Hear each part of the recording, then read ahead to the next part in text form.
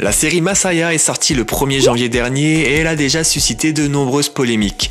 D'ailleurs, n'hésitez pas à me dire en commentaire si vous avez vu cette série et ce que vous en pensez. Présenté par Netflix comme un thriller provoquant et plein de suspense qui explore le pouvoir de l'influence et de la croyance à l'heure des réseaux sociaux, Masaya parle de l'apparition soudaine en Syrie d'un homme à l'identité mystérieuse, doté d'un grand pouvoir d'influence et capable d'accomplir des miracles. Évidemment, on se pose tous la question, mais qui est cet homme qui clame être un envoyé de Dieu? Who is this man?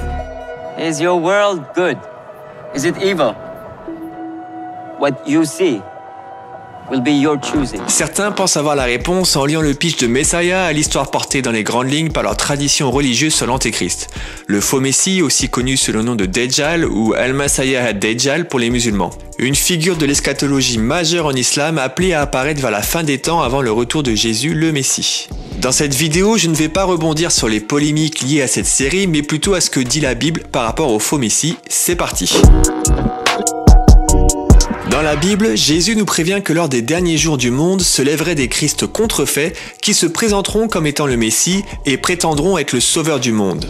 Dans Matthieu 24, verset 5, on peut lire « Prenez garde que personne ne vous séduise, car plusieurs viendront sous mon nom, disant « C'est moi qui suis le Christ », et ils séduiront beaucoup de gens. » Je fais une aparté, mais vous remarquerez que la séduction est l'arme favorite du mal pour détourner les âmes.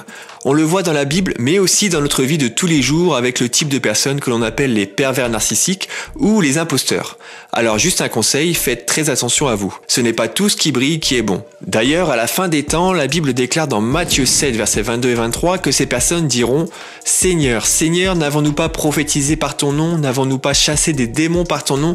Et n'avons-nous pas fait beaucoup de miracles par ton nom? » Alors je leur dirai ouvertement « Je ne vous ai jamais connu, retirez-vous de moi, vous qui commettez l'iniquité. » On retourne à notre histoire de faux Messie et Jésus nous prévient qu'un des signes qui se produirait vers la fin des temps, juste avant son retour, serait l'apparition de faux Christ. Dans Matthieu 24, versets 23 à 26, on peut lire « Si quelqu'un vous dit alors « Le Christ est ici » ou « Il est là », ne le croyez pas. Car il s'élèvera de faux Christ et de faux prophètes, ils feront de grands prodiges et des miracles au point de séduire, s'il était possible même, les élus. Voici, je vous l'ai annoncé d'avance. Si donc on vous dit, voici, il est dans le désert, n'y allez pas. Voici, il est dans les chambres, ne le croyez pas. Paul prévient également les chrétiens au sujet de faux apôtres prêchant un Jésus qui n'est pas le véritable Jésus de la Bible. Dans 2 Corinthiens 11, versets 3 et 4, il est écrit « Toutefois, de même que le serpent séduisit Ève par sa ruse, je crains que vos pensées ne se corrompent et ne se détournent de la simplicité à l'égard de Christ.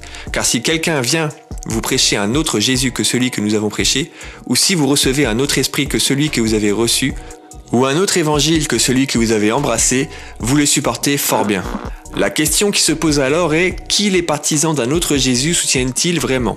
Dans 2 Corinthiens 11, versets 13 à 15, il est dit « Ces hommes-là sont de faux apôtres, des ouvriers trompeurs déguisés en apôtres de Christ.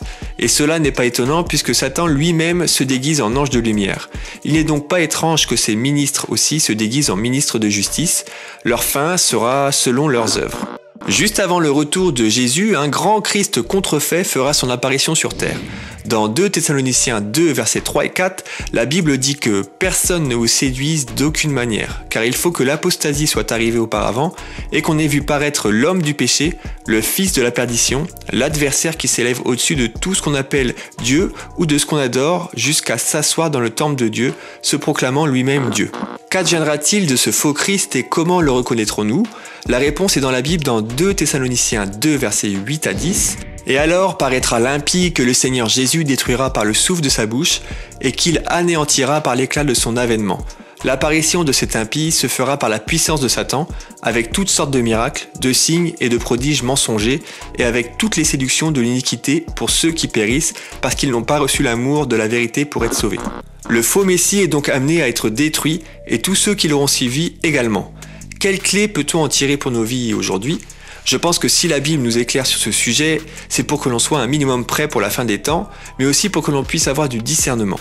En effet, dans nos vies, nous sommes parfois confrontés à des imposteurs, que ce soit sur le plan affectif, sur le plan professionnel ou même sur le plan spirituel, et Dieu nous donne les clés pour les discerner. Ce sont ces mêmes clés qui nous serviront pour la fin des temps. J'espère que cette vidéo vous a plu, c'est la première fois que j'aborde ce genre de sujet, alors n'hésitez pas à réagir dans la section commentaires, j'essaierai de répondre à tous vos messages. Vous pouvez également me montrer votre soutien en lâchant un pouce en l'air et aussi à vous abonner si vous ne voulez pas rater mes prochaines vidéos. Je vous dis à bientôt, ciao!